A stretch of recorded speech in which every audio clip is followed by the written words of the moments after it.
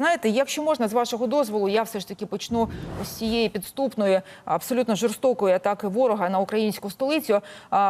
Ми про це сьогодні говоримо, багато говоримо і маємо говорити, тому що і наші партнери про це мають знати. Але тим не менш, як на вашу думку, чого хоче ворог ось такими атаками? Залякати українців? Ні. Ні. В даний момент ми бачимо, що так ворог формує свою переговорну позицію по потенційним переговорам. На Росії склалася дуже важка ситуація через наші удари. В них паливна криза, в них є проблеми в економіці. Сьогодні, якщо я не помиляюсь, десь до обіду, ще я можу помилятися, один з топ-менеджерів Сбербанку, це заступник голови правління Ведяхін, заявив, що їм треба готуватися до погіршення ситуації в економіці, і вони будуть змушені створювати додаткові резерви, і може, навіть зараз це почали обговорювати публічно вже, конфіскувати вклади росіян. Тож на Росії дійсно все проблематично. Але сказати, що, слушайте, закінчуємо цю війну, вона не дає Росії нічого, окрім ганьби, сорому і чергових воєнних злочинів. Вони не можуть. Бо вони мразота, вони класична мразота, яка знає, що вона мразота, і все одне намагається себе робити якогось джентльмена. Ні, вони не джентльмени. Тому зараз вони намагаються отак посилити свою позицію і казати, рахуйте з нами, або ми будемо і далі вбивати українців. І тут треба розуміти, що удари у відповідь можуть допомогти. Тут є велика проблема, нам не зовсім є чим бити, бо 3000 ракет, які обіцяв Володимир Зеленський ще в минулому році, вони так і не створені, а 7 ракет на добу, які обіцяв Firepoint, чомусь не виробляються. І навіть одна ракета на добу теж не виробляється. І там ще є маленька ремарка, от якщо б у нас були двигуни, дуже цікаво. Але все це не так важливо. Нам потрібні ракети. Поки в нас нема своїх ракет, у нас складна ситуація. Нам треба збільшувати тоді кількість діпстрайків і мідлстрайків, і фактично, я не знаю як, замучити росіян цим. Іншого варіанту немає. Нам треба бити, і бити треба постійно. Бити треба по Усть-Лузі і Новоросійську. Треба бити по місцях скуплення ворога. Треба бити по чергових зберіганнях нафти, і в них вони ще є, і переробних дрібних заводах, але теж треба бити. Сьогодні, до речі, в Росії визнали нарешті вперше в Держдурі, що знищено або пошкоджено більше 30% переробних потужностей. Супер! Це треба довести до 60%. При цій кількості тоді в Росії буде колапс. Чому вони почали відкрито про це говорити? Тому що в них вибори 20 вересня, і вони бачать, що рейтинг партії влади падає, і вони розуміють, мовчанням вони собі нічого не зроблять. Бо з'являються ці нові люди, партія Суркова, бо Миронов з партією, як вона називається, Сильна Росія або Справедлива Росія, вибачте, забув, вони теж якось набирають свої оберти на критиці якраз. Так, в них теж є критика, узгоджена з Кремлем, але є. І єдиноросам, і комунякам, які завжди пасуться на одному полі, потрібно щось пропонувати людям. Тому вони і почали це визнавати. Розумієте, нам треба бачити, як палає Усть-Луга, як нищаться газові нафтопроводи. До речі, по газовим нафтопроводам ми не бачимо ударів поки що, це окреме питання.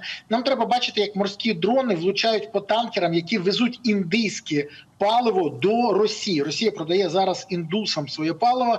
Якщо нещодавно вони продавали з дисконтом 4%, то зараз через падіння ціни, а російська нафта втратила з початку червня 40% своєї вартості, вони продають по 43 вже зараз. І якщо раніше було в дисконт при ціні в 70-80 доларів за барель, вони робили дисконт 4, то зараз при 43 вони роблять вже 7, а потім везуть це паливо до Росії. От у нас треба пригадати, що у нас десь є сі-бейбі, які повинні зустрічати вибуховою силою ці танкери.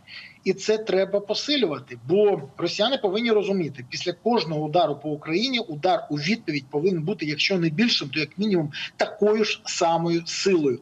І якщо Україна хоче бачити нарешті обіцяний Зеленським блекаут, хочу нагадати, він колись сказав, що якщо в Києві буде блекаут, то блекаут буде в Москві. То для цього треба не гучні заяви робити, як це Федоров робить, коли каже: чисте небо над Києвом, ми сьогодні бачили. Або, як Зеленський каже, що ми зараз за 40 днів примусимо їх до миру. Ну як примушення? Нормально зайшло? Треба мовчки робити свою справу. Хочу нагадати, коли Ізраїль мовчки створив ядерну зброю, мовчки, нікому не повідомляючи, не роблячи піар, а мовчки зробив, після цього з ним почали рахуватися. І коли запитали, у вас є ядерна зброя, вони сказали, ні, у нас ядерної зброї немає, але у разі чого ми її використаємо. От нам треба так само робити свій ракетний щит стримування. І не розповідати казки. У нас там 20 варіантів ракет, у нас 100 макетів, 7 на добу, 3000 за рік. Зробити перший залп у 100 ракет, повірте, змінить ставлення до атак по Україні у ворога. Помітно змінить. А поки що, на жаль, моє співчуття всім, хто втратив близьких та отримав поранення. Росіяни – це біосміття. Біосміття треба утилізувати, а не погрожувати йому. Насправді так, Росія – це країна-терорист, вона тільки те, що і може руйнувати мирні міста і руйнувати життя людей. Давайте тепер про тему виборів. Насправді, от хочеться вашу думку почути. Чому, ну, по-перше, чому ця інформація з'являється з такою, умовно кажучи, періодичністю та регулярністю? І от як ви прокоментуєте ту інформацію, що з'явилася від «Української правди», від джерел «Української правди»?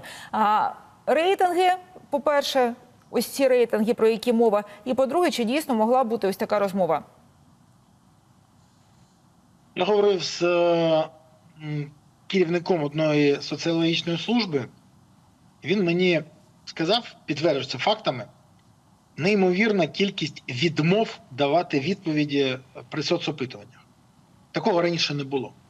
Сягає якісь заоблачні відсотки, просто заоблачні. Тож це не дає можливості отримати реальні дані. Це перше. Друге. Ну, тобто, я перепрошую, тобто статистична похибка, яку зазвичай згадують, коли проводять такі дослідження громадської думки, вона просто... Забудьте про цю похибку, вже її немає. Друге. Коли керівники деяких соціологічних служб дуже не хочуть, щоб їх співробітники отримали мобілізаційні повідомлення, то вони малюють в своїх соцопитуваннях те, що треба. Кому? Тому, хто замовляє і хто може зробити так, щоб повістка не прийшла до робітників цих соцслужб. На жаль, це теж правда і про це знають. До речі, коли якісь журналісти роблять розслідування по владі, то потім до них приходять представники ТЦК і вручають їм підозру, вручають їм повідомлення про мобілізацію. Це теж, на жаль, факт. Хто забув, пригадайте, як це було з департаментом кіберзахисту СБУ і що тоді відбулося. І це не єдиний випадок. Це перше. Друге. На період війни я б взагалі заборонив це робити. Будь-які соцопитування. А навіщо вони потрібні? У нас є політичні процеси, у нас є якісь там сподівання на щось. Закінчиться війна, будемо робити. І я про це кажу всі ці роки. Більше того, ми ж розуміємо, що як тільки війна закінчиться, всі соцопитування зміняться, тому що люди по-іншому будуть ставитися. Я не знаю, як пояснити ще людям, але, на жаль, величезна кількість людей у владі схиблені на виборах. Вони живуть ними.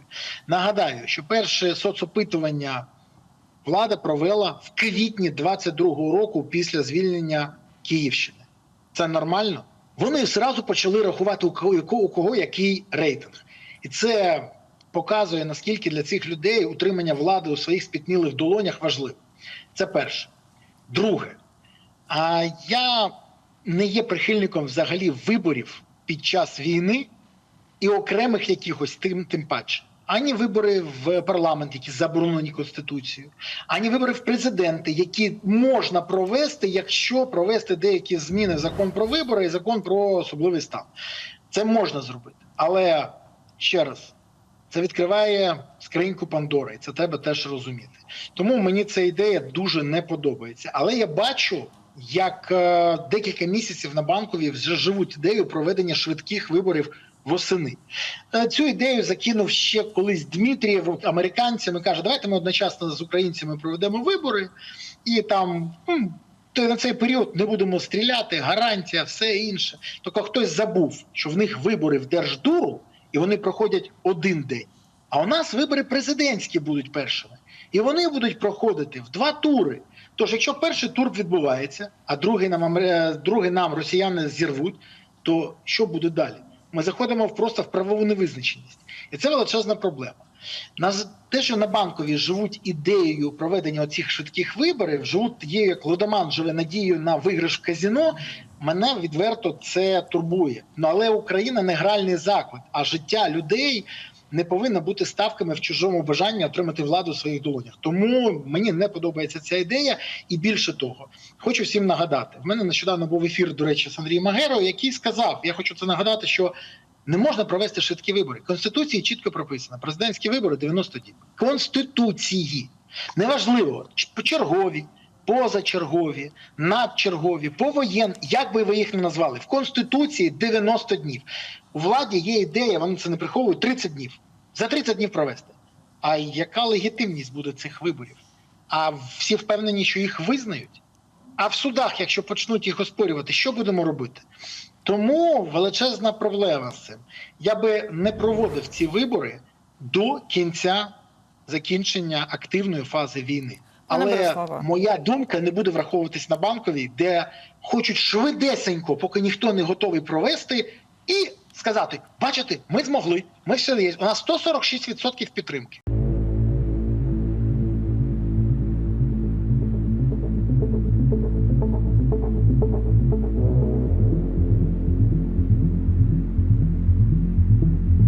Thank you.